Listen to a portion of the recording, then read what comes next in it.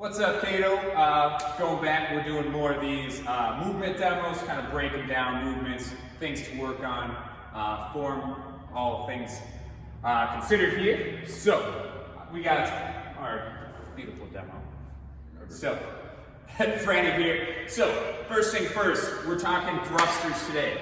So, you will have a barbell here. So, his stance, this is the first thing we're going to focus on here, is it's going to be like your squat stance. So you're gonna have those feet in between the hip width and shoulder width. So in between there, that's a little bit more personal preference. And then we'll just kind of run through the motion without a barbell, and we'll pop a barbell into it. So basically, it's very similar to your squats and everything along those lines. So we'll have him pretend like he's got his barbell. So with the thruster, like we always mention, focus on keeping those elbows nice and tall. So, and his hand placement, it's kind of hard to see, but what you're gonna have is when he has that barbell in his hands are gonna be right outside his shoulders. You don't want him on top of your shoulders, because then it's gonna crush your fingers and it won't feel very nice. And it's also a very narrow press. So it's gonna be in that kind of push press distance there, right outside your shoulders. So elbows nice and tall, his feet are nice and planked. Then the first thing he's going to do is drive those hips back, going down into that squat. His knees are staying in line with his toes. Big thing here on that thruster is keeping that chest up. So when you're in the bottom of that thruster, you really want to keep that chest up with that barbell. Go ahead and stand back up, Franny, following through on that thruster. So the big thing I wanted to point out there was basically he kept his chest up as he's in the bottom. That makes a huge difference. So there's a couple of things that you can do to kind of help keep your chest up. One is those elbows. Is keeping those elbows pressed nice and tall through the bottom. So when you're in that bottom of that thruster, really pressing those elbows nice and tall, it'll help keep that barbell more on your shoulder rather than kind of rolling in front of you and trying to pull you forward. So go ahead, pick up that barbell here, Franny. So thruster, starting off, getting those elbows nice and tall. If you need to, you can loosen up that grip just a little bit. So you don't have to have a death grip on there. You can relax the grip a little bit. The main thing is you want that barbell sitting on the shoulders. So nice and slow, go down in that squat there, Franny. Thank you. So hitting that depth, like I said, he's keeping his elbows tall, his chest is up. From here, coming out the bottom, you want to be explosive out the bottom. Make sure to move away from the barbell that time. Franny's already hit me once with the barbell. It's true. So go ahead and relax there, Franny. So when you are coming out the bottom, really drive with those hips, almost like you're going to try to jump with that barbell. I don't want you to literally jump, but like you're going to jump. You should fully squeeze that butt and follow through. As soon as you are fully extended with your hips, follow through with those arms.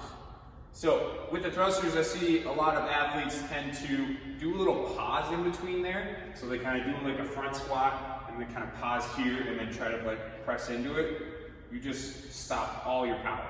So all your power is coming from your legs. Use that power like you're gonna do like the highest jump you're gonna try to do.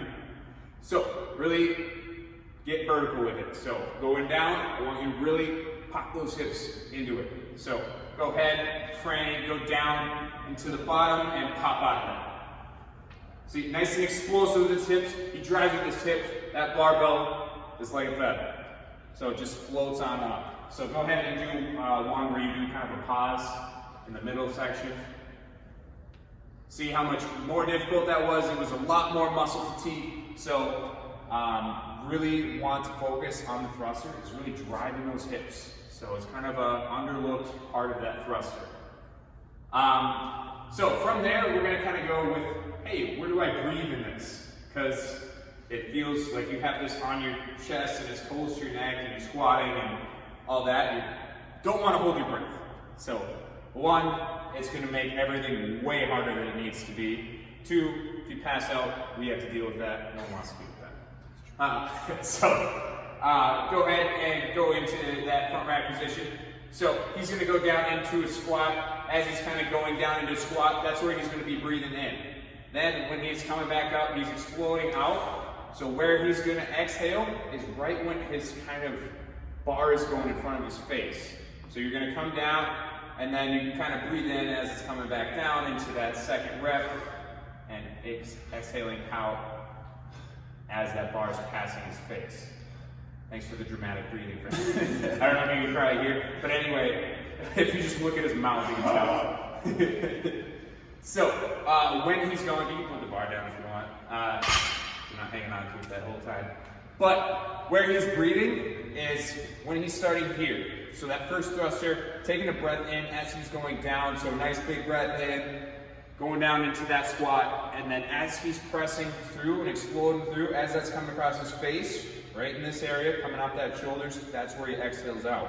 So exhales out, and as that bar is coming back across your face, that's where your next inhale is. So basically, whenever that bar is coming across your face, if it's coming down, and you're breathing in, if it's pressing up, you're breathing out. So that's that area where you are breathing, this area. So, when it comes to breathing, that is where you do. You'd be surprised how big of a difference it will make. It'll make, when we were talking before this, Franny said, when he learned this, the breathing, it made his 5 thrusters go to 15 without him having to rest. Before, he used to have to rest after 5, he got to 15, no problem. Similar to like breathing when you're doing dubs or some other thing. Like if you hold your breath when you're doing it, it makes it way harder and you're gonna get fatigued way faster. So, those are our major thing on the thrusters. So, I really wanted to just say it right there. Make sure you like subscribe. That's thrusters.